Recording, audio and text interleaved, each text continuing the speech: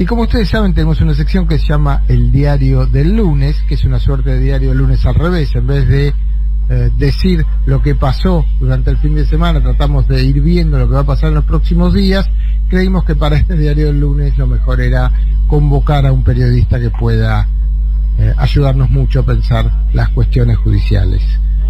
Y en este caso es para mí uno de los mejores periodistas en la materia, por su precisión, por su capacidad de exposición y aparte por su seriedad en la forma de decir las cosas. Y se trata de Néstor Espósito y para mí es un verdadero placer saludarlo. Hola Néstor, Daniel Cholaquian te saluda de la 530. ¿Cómo estás? Hola Daniel, muchas gracias por la presentación generosa. Un gusto grande estar de nuevo con ustedes. Gracias. Y no es tan generosa, te he escuchado bastante en todas las radios, ahora nuevamente en Radio Nacional y en Canal 7, es así, ¿no? Así es, en Radio Nacional y en el noticiero de Canal 7. Y la verdad que está muy bueno que tengamos buena información judicial. Bueno, yo decía que este mes de diciembre va a estar muy marcado, y va a estar muy marcado por la información en materia de judicial, de Poder Judicial, desde la discusión a propósito del Lofer, que ha tomado un gran volumen, hasta, bueno, la larga presentación de la Comisión de Notables y, por supuesto, también el dictamen, el fallo de la Cámara Federal el otro día, manteniendo el procesamiento de Stornelli por algunos de los motivos. Y bueno, quería un poquito recorrer contigo el espinel de las noticias del Poder Judicial, de lo que se viene, ¿no? De lo que se viene acá hasta que empiece la feria, por lo menos. Dale, si te parece, arrancamos por el fallo de la Cámara Federal de Mar del Plata, sí, que el viernes pasado dictó uno de esos fallos que son típicos de la Corte, que dan para un barrido como para un fregado. Vos podés interpretarlo a favor o en contra, depende de la gana que tengas y donde quieras pararte. Por un lado, lo que hace ese fallo es ratificar que un fiscal cometió en principio delitos muy graves. Esos delitos muy graves son los de haber instigado a que una organización criminal trabajara para él, en dos casos concretos. Uno con una manipulación de información respecto del abogado José Ubeira, uno de los abogados que actuaba y actúa intensamente en la causa Cuadernos, y en el otro, en una cuestión personal, tiene que ver con encargar la organización de D'Alessio que investigara al ex marido de la actual mujer del fiscal Carlos Stornelli. Estos son dos delitos muy graves, máxima teniendo en cuenta que estamos hablando de un fiscal, de un representante del Ministerio Público. Ahora, el fallo le saca a Stornelli todo el resto de las causas, le saca la figura de asociación ilícita y le quita la figura del espionaje ilegal, con lo cual le reduce sustancialmente la imputación que tenía, es decir, le baja el precio y lo pone mucho mejor para ir a enfrentar en los pasos que sigue una eventual desvinculación. Entonces, desde un punto de vista confirma que el fiscal intervino en situaciones delictivas, pero por otro lado dice, bueno, estuvo mal, pero no tanto. De manera tal que ahí hay una doble mirada, una doble vara, que además fue interpretada de esa manera en las propias cercanías del fiscal Carlos Stornelli, que consideró que con este fallo de la Cámara de Mar del Plata se había desactivado la maniobra en torno a él, creo que lo tenía él por objetivo. Claro. Esto como decías, sin embargo, mantiene el procesamiento, ¿no? Por dos de los motivos que lo tenían procesado, y por lo tanto es un fiscal federal que está procesado en segunda instancia, al menos. No es poco. Yo voy a usar una metáfora futbolera. El fútbol muchas veces ayuda a explicar la realidad. ¿Te acuerdas el partido que Brasil perdió 7-1 con Alemania en su mundial? Por supuesto. Bueno, imagínate que ese partido lo hubiera perdido 7-4 o 7-5. Bueno, cuando iba 7-0 era un escándalo. Ahora, después terminó 7-5. Lo perdió, pero la verdad que fue bastante menos traumático, bastante menos doloroso. El resultado al final es el mismo. pero es bastante menos traumático. Bueno, acá pasa algo parecido. Claro que sí, ¿Cómo crees que impactó primero el texto de la vicepresidenta hablando de la Corte Suprema de Justicia a propósito del primer año del gobierno, luego una suerte de apoyo por parte del presidente Alberto Fernández sobre el tema de que las cosas no están bien con la Corte, digo, que los dos hayan estado juntos el 10 de diciembre en el acto en la ESMA y que esto de algún modo venga a plantear ya en el terreno de lo político la cuestión de la Corte y por supuesto la cuestión del lawfare, que es lo que plantea la vicepresidenta, ¿no? Mira, a esta hora está comenzando frente al Palacio de Tribunales, donde tiene sus oficinas los jueces de la Corte, una manifestación justamente en contra de esos fallos, de la actitud de la Corte Suprema y del lawfare, y estamos llegando, pues, básicamente al meollo de la cuestión. Nos habíamos acostumbrado con aquella corte de Carmen Argibay, Zaffaroni, Fait, Petracchi, Lorenzetti, otro Lorenzetti, no sí. Elena Hayton de Nolasco y Maqueda, aquella corte lujosa, nos habíamos mal acostumbrado. Esta corte de hoy tiene muy poco que ver con aquella, en prestigio, en seriedad, en calidad de sus jueces y de sus fallos, tiene poco que ver. Pero bueno, más allá de eso, lo cierto es que hay una situación de tirantez evidente, y esa situación de tirantez no se va a solucionar en el corto plazo. Y a eso se le suma el documento de esta comisión de juristas, que propone cambios, y propone cambios importantes para la Corte. De hecho, lo que propone es generar una Corte antes de la Corte, para que sea capaz de revisar con sustancia y fundamento todo aquello de que la Corte resuelve con 2 párrafos, aplicando lo que técnicamente se llama la plancha del 280, que es declarar inadmisible un recurso sin siquiera evaluar qué es lo que le están planteando con el recurso. Entonces, esta suerte de tribunal intermedio, pues básicamente lo que hace es generar una irritación en el Poder Judicial, que en este tipo de cosas no tiene grietas ni tiene dobleces. Cuando tocan el poder corporativo, más allá de las internas que tenga el Poder Judicial, se abroquelan todo y se ponen todos de acuerdo para protegerse y para defenderse. Bueno, eso es lo que está empezando a pasar en el Poder Judicial. Sí, a mí me pareció, no sé cómo lo viste vos, bastante significativo que el presidente haya retomado de algún modo este fallo que tuvo que ver con el rechazo de las apelaciones por la condena al ex vicepresidente Amado Boudou, y que haya dicho casi textualmente a Alberto Fernández que le parecía muy extraño que para la Corte sea tuviera emergencia institucional, no me acuerdo exactamente, o importancia institucional, los traslados de Bruglia, Bertuzzi y el otro juez Germán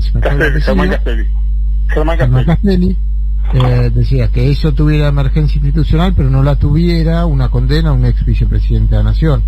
Y esta declaración sí sonó claramente poniendo una tensión política con la Corte. Y ahí hay además un dato político, porque Amado Boudou no es justamente un personaje del agrado y de la simpatía del presidente Alberto Fernández, con lo cual ahí sí hay una nota política, un upgrade político para tomar en cuenta. Sí, está claro. Bueno, esto es esto que decíamos, la Corte elige en qué tema se va a meter, elige cuándo se va a meter y elige sin tener que darle explicaciones a nadie en qué temas no lo hace. Ahora esto surge con mucha fuerza en la opinión pública ahora a partir del tema de Boudou, pero la Corte resuelve el 80% o más de sus fallos con la misma fórmula, aplicando diciendo esto es inadmisible y ya. Si no, lo podría sacar entre 250 y 300 fallos por semana, que es lo que saca habitualmente. Bueno, puede sacar tanta cantidad porque hay muchos de esos planteos a que le dice esto es inadmisible, no da una sola explicación y cierra el expediente. Claro, así resuelve 250 causas por semana porque en rigor ni siquiera las mira. Claro. Eso es central.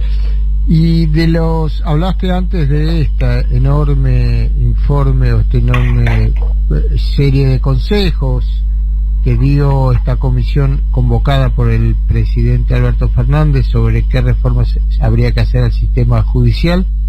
¿Qué temas son para destacar según tu opinión, ¿no?, respecto de todo eso? Mira, yo escribí algo el fin de semana en Tiempo, lo leí hace durante el tiempo. Intentando de alguna manera resumir lo que me parece lo más saliente. El documento tiene una característica, y es que todos explican qué es lo que piensan, pero no hay una conclusión única. Tema por tema van diciendo a fulano le parece tal cosa, propone tal otra. Me parece que hay 2 o 3 aspectos que son relevantes. Esta creación de un tribunal intermedio, que sería una antecorte o una precorte bajo el modelo Zaffaroni, porque sería un tribunal que analizaría las causas antes de que llegaran a la corte, y ese tribunal estaría dividido en 5 salas, que es un modelo bastante parecido al que venía proponiendo Zaffaroni en esa corte de 15 que él proponía, con salas especializadas de 3 jueces cada una y fallos plenarios para cuestiones muy elegidas, muy puntuales. Esto me parece que es un tema importante. La otra cuestión es la posibilidad de quitarle esa facultad a la Corte de decir no porque no, de obligarla a fundamentar y de facilitarle a la gente que pueda llegar hasta la Corte, abrirle la puerta de la Corte, quitando, por ejemplo, esa cuestión de que para presentar un recurso de queja tenés que pagar una tasa de 100.000 pesos, y si te lo rechazan en 2 párrafos, perdiste esos 100.000 pesos, lo cual claro, tiene 2 cuestiones. Digo, primero perdés la plata, pero segundo tenés que tener 100 lucas para llegar hasta la Corte y decirle, che, revisame esto. Entonces, consagra una justicia para gente que puede pagar 100.000 pesos y el que no, ajo y agua, y también eso parece injusto. El informe es muy largo, tiene una cantidad enorme de modificaciones en el Ministerio Público, en el Consejo de la Magistratura. El Consejo de la Magistratura, desde su formación tras la reforma del 94, nunca funcionó adecuadamente, y en los últimos tiempos, bueno, parece haber perdido incluso la escasa eficacia que había tenido en sus comienzos. Entonces, bueno, hay una serie de recomendaciones. El documento es realmente muy largo, muy complejo, y nos llevaría toda la tarde a resumirlo, pero esto me parece que son cuestiones salientes. Néstor, y como última parte de esta suerte de diario lunes invertido, o sea, de lo que vendrá, que en realidad no es lo que pasó, ¿cómo ves el tema de la reforma de la justicia, o en realidad la reforma de la justicia federal, que mandó el presidente ya hace rato, que tiene media sanción del Senado, pero que en diputados no termina de salir, y que, digamos, Alberto Fernández la otra vez reclamó públicamente? Quisiera, ¿cómo ves, cómo marchará ese tema? Mira, me gustaría que tuviera el mismo sentido y efecto que la ley de interrupción voluntaria del embarazo, pero lo veo con otro sentido. Yo lo veo muy verde, lo veo realmente muy verde, y no es el verde del derecho al aborto, lo veo muy verde porque le falta madurar, y al paso que va dificulto que pueda salir rápidamente, y que pueda salir en un sentido tal que permita mejorar el funcionamiento de la justicia federal. Realmente lo veo en una etapa muy embrionaria, como le gusta decir a los jueces cuando hablan de una investigación. Te pregunto, esto ya es más que adivinanza casi, ¿no? Pero gran parte de las esperanzas del propio presidente están cifradas en las elecciones legislativas del próximo año, porque sabe que hay temas, y me parece que el de la justicia es uno de ellos, que sin una mayoría propia difícilmente salga. ¿Vos crees que para que haya la posibilidad de que haya nuevas leyes o modificaciones legales en el marco de la justicia va a haber que esperar al 10 de diciembre de 2021 de ahí en adelante? Mira, esto es opinión, no información. Sí, claro, es una interpretación estrictamente mía. Me parece que se ha perdido un año. Que este primer año de gobierno, en lo que tiene que ver con la posibilidad de haber dado pasos certeros adelante, se ha perdido. Es cierto que cuando todavía se estaban acomodando, en marzo cayó la pandemia y trastocó todo. Pero también es cierto que hubo un montón de situaciones en las que se pudo y se debió haber avanzado decididamente y la verdad es que no ocurrió. Entonces, esperar a una reválida como para encarar un relanzamiento del gobierno que además se da después de las elecciones de medio término, me parece que es seguir desperdiciando tiempo. Y eso me preocupa. Me preocupa de verdad en cuanto a gestión. En lo que tiene que ver con los temas de los que yo suelo ocuparme, que son los temas judiciales, parece que claramente es el sector en el que menos avances ha habido, donde había una esperanza, y más allá de esa decisión de separar a los servicios de inteligencia de las investigaciones judiciales, que es, si se quiere, una decisión administrativa tomada por el presidente en sintonía con la interventora de la AFI, con Cristina Camaño, más allá de eso yo no veo que haya cambiado nada.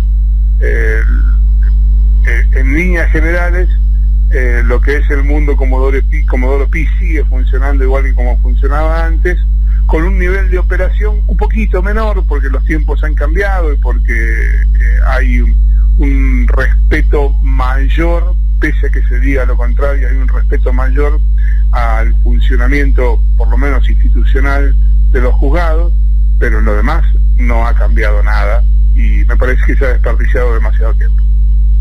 Y probablemente se le haya dado a ciertos actores del Poder Judicial tiempo para recomponerse de la derrota del macrismo y volver a construir poder, ¿no? Porque da la sensación esa, ¿no? Tal cual, es exactamente así. Y vos sabés que en esas circunstancias no lo dejes en 3, porque de ahí vuelve. Claro, totalmente de acuerdo. Néstor, te agradezco muchísimo esta charla, fue un verdadero placer hablar con vos. Y aquí los oyentes están saludándote, te digo, que hay gente que dice, qué bueno que hablen con Néstor Espósito, lo reconozco por la voz, siempre lo escuchaba, por ejemplo, dice Mirta. Así que te mando un abrazo grande y te felicito por el laburo. Un abrazo muy grande y gracias por el llamado. Por favor, hasta pronto. Hablábamos con Néstor Espósito, periodista especializado en temas judiciales.